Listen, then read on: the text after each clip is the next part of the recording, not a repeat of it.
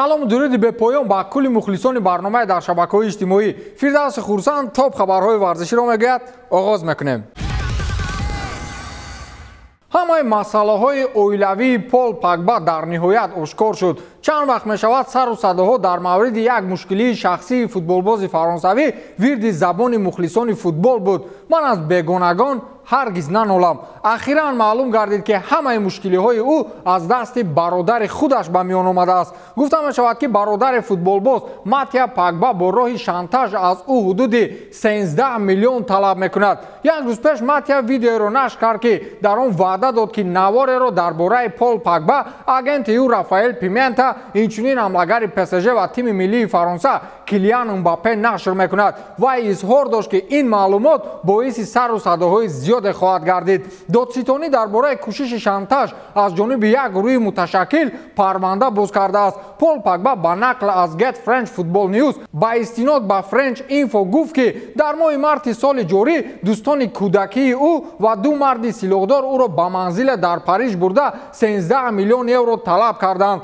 онҳо ба Погба гуфтанд ки ӯ ба онҳо кӯмак карданро бас кардааст ва ин натиҷаи ҳамон назарбаландиҳояш аст. онҳо иддао доранд ки 13 сол пинҳонан Пол Погбаро пуштибонӣ мекарданд, дар ҳоле ки чанд маротиба гӯё ба ҷони футболбоз суиқасд шуда буд ки маҳз бо шарофати бародар ва чанд дӯсти кӯдакиаш ин мушкилиҳо бартараф гардид. аз ин рӯ онҳо аз Погба барои хизматрасонии мазкур пул талаб доранд. одамоне ки гӯё нимоятгадро ба доми худ ҷалб кардаанд 13 сол пинҳонӣ ӯро постбонӣ мекарданд. бозингари Ювентус иддао дорад ки баъд аз ин аз бародараш Матия ва дӯстони кӯдакии ӯ таҳдидҳои зиёд гирифтанд ки дар натиҷа бародари хунӣ ва дӯсти кӯдакиаш ба душманони ошкоро табдил ёфтанд. Пол илова кард ки пас аз ҳодиса дар Париж ӯ тамаҷҷӯёнро боз чандин маротибаи дигар дидааст, аз ҷумла дар моҳи июли соли ҷорӣ дар минтақаи пойгоҳи Ювентус дар Турин. ӯ дар ҳоле ба полис муроҷиат намуд ки фаҳмид ки Матия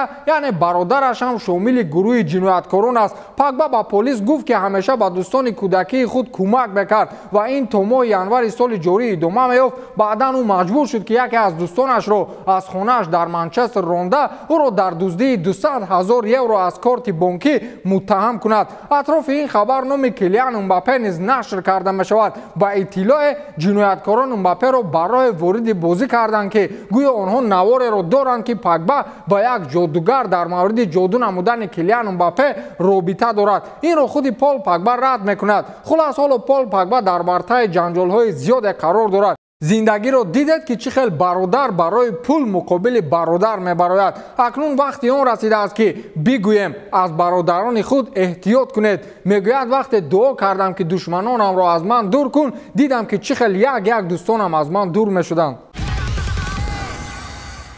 дар шаҳри Ярослави Россия як варзишгар дар вақти давидан ба замин афтода ҷон додааст. яке аз иштирокчиёни нимарафони давидан бо ҳалқаи тиллоӣ аз масофаи дур бемор шуда баъдан дар бемористон даргузашт. Вера Даргел, муовини раиси ҳукумати вилояти Ярослав, ҷузъиёти ҳодисаро нақл кард. имрӯз ҳангоми эстафетаи dastavӣ дар нимарафони Ярослав бо унвони ҳалқаи тиллоӣ варзишгар Андрей Анжан бемор шуд. Андрей Сергеевич варзишгари пуртаҷриба буда борҳо дар мусобиқаҳои давидан иштирок кардааст. гуфта мешавад ки ҳангоми ба замин афтодани варзишгари мазкур табибони навбатдор ёрии аввалини худро расониданд, вале вазъи саломатии Андрей бадтар шуд ва маҷбур шуданд дарҳол ба беморхона интиқол диҳанд. ин мардро бо мошини ёрии таъҷилӣ ба бемористон бурданд, вале ӯ дар он ҷо ба ҳалокат расидааст. пас аз фалокат дар Ростов, он ҷое ки рӯзи 29 май айнан бо чунин вазъ варзишгари машҳур Вячеслав Исаков ба ҳалокат расида буд, созмондиҳандагон қоидаҳои қабули шаҳодатномаи тиббӣ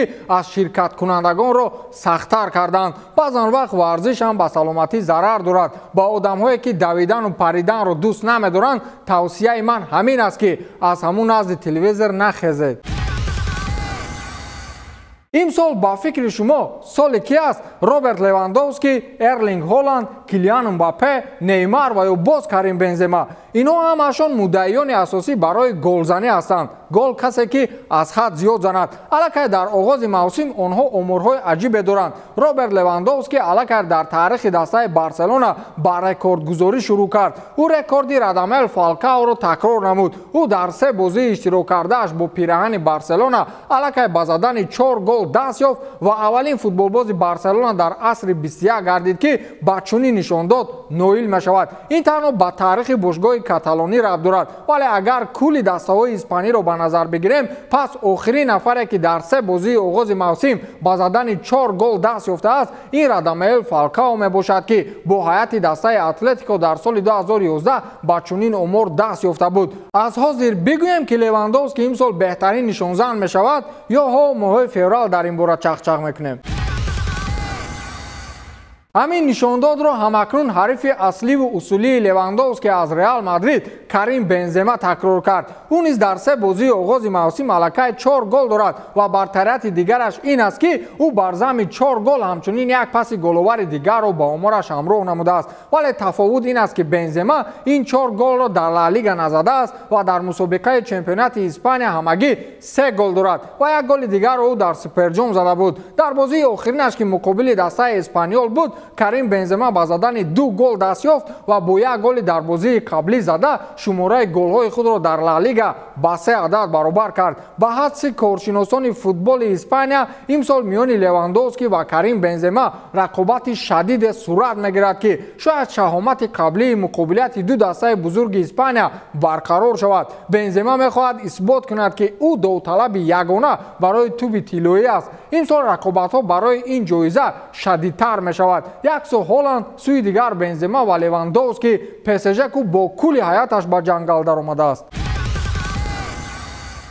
гумонам ягона нафаре ки дар кулли мамлакатҳои Аврупо нотарсида варзишгарони русро дастгирӣ кард, ин Федерико Баручко мебошад. дигар кулли одамони Аврупо сар карда аз ниҳодҳои расмӣ бар зидди варзишгарони рус таҳримҳои ҷиддиро ба роҳ монданд. варзишгари итолиёвӣ аз нави варзиши сабук, анеқтараш давандаи машҳур Федерико Баручко дар хатти марраи Ультра Трей ду Монт Бленс ки аз 26 то 28 август баргузор шуд, варзишгарони русро дастгирӣ кард. Баручко бо баннере ки дар дасташ варзиш бидуни сарҳад навишта шуда буд, аввалин шуда ба марра расид ва гуфт ки ман мехостам ба ҳамаи онҳое ки дар мусобиқа ширкат доштанд муроҷиат кунам ва инҳо варзишгарони 120 кишвари ҷаҳон ҳастанд. варзиш бояд мардумро ба ҳам наздик созад, на ин ки бо баҳонаи сиёсат тафриқа андозад. ман мехоҳам варзишгарони русро ҳам касбиҳош ва ҳам навкоронашро дастгирӣ кунам. набояд низоъу бозиҳои ду сиёсатмадор ба орзуву ормонҳои онҳо таъсири бад гузорад,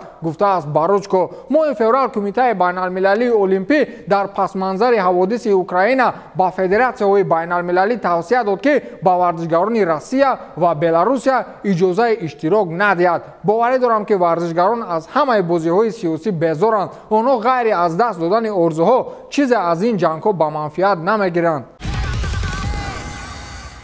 Неймар ҳоли ҳозир ягона футболбозе аст ки омораш барои гирифтани туби тиллоии оянда аз кулли футболбозони ҷаҳон дида наздиктар аст. ҳеҷ футболбози чемпионатҳои дигар ҳанӯз дар оғози мавсим 6 гол назадаанд. аз оғози мавсим Неймар дар ҳама бозиҳои дастаи ПСЖ пайҳам гол мезанад ва ҳоло дар рӯйхати нишонзанҳои Лига 1 Фаронса бо 6 гол дар мавқеи аввал аст. дар бозии охирин ва мушкиле ки муқобили Монако барпо намуданд, ПСЖ бо роҳбарии Кристоф Галтие аввалин бор ғалаба накард, вале Неймар боз шумораи голҳояшро зиёд намуд. дар бозии муқобили Монако Неймар пеналти кор кард ва худи ӯ ба ҳадаф расонид. қаблан ҷангу ҷанҷолҳо атрофи пеналтизани асосии даста миёни Неймар ва Мбаппе ба миён омада буд ва дар ин бозӣ аллакай мушоҳида шуд ки ин мушкилиро аллакай Галтие бартараф кардааст. Неймар дар бозиҳои чемпионати Фаронса 6 гол дорад ва бо 2 голи дар Суперҷом задааш ин мавсим 8 голро дар кулвори худ ҷамъоварӣ кардааст. агар бо чунин суръат идома ёбад, имсол Холланду, Левандовски, Бензема туби тиллоиро дар хоб мебинанд. Криштиану Роналдо аз кам шудани маошаш дар Манчестер Юнайтед ба қавле девона шуд. бошгоҳи англисӣ дар мавсими гузашта натавонист ба Лигаи Чемпионҳо роҳ ёбад. дар шартномаи ҳамлагар банде мавҷуд аст ки тибқи он маошаш дар сурати иштирок накардани даста дар мусобиқаи Лигаи Чемпионҳо бояд аз 480 000 фунт дар як ҳафта ба 360 000 кам карда шавад. ба навиштаи The Times, ҳамлагари 37 сола ин корро ноодилона медонад, зеро мутмаин аст ки Манчестер Юнайтед ба гуноҳи ӯ аз лигаи чемпионҳо кафо намондааст. португалӣ инчунин аз он норозӣ аст ки Эрик тен Хаг дар бохт аз Брентфорд норозигии худро ошкоро аз бозигарони худ баён кард ва дар ин қатор Роналдуро ҳам ҷо сохт ки гӯё нокомиҳои охири даста маҳз аз рӯи Криштиану Роналду ба миён меояд. ӯ ҳамчунин қайд намуд ки дар Аякс тӯли 5 соли кории мураббӣ ҳеҷ гоҳ ба чунин усулҳо кор нагирифтааст. The Times менависад ки пас аз ин бозӣ Эрик тен Хаг ошкоро баён намуд ки ҳарчи зудтар португалиро ба фурӯш гузоранд. ҳоландӣ дар ду бозии охир Криштианоро дар ҳайати асосӣ ба майдон надаровард. худи Роналду низ мехоҳад аз Манчестер Юнайтед равад, аммо бо сабабҳои гуногун агенташ ба ӯ дастаи нав пайдо карда наметавонад. бо сабабҳои гуногун не ягон даста намехарад. ба ҳамин тамом то дидор хайр.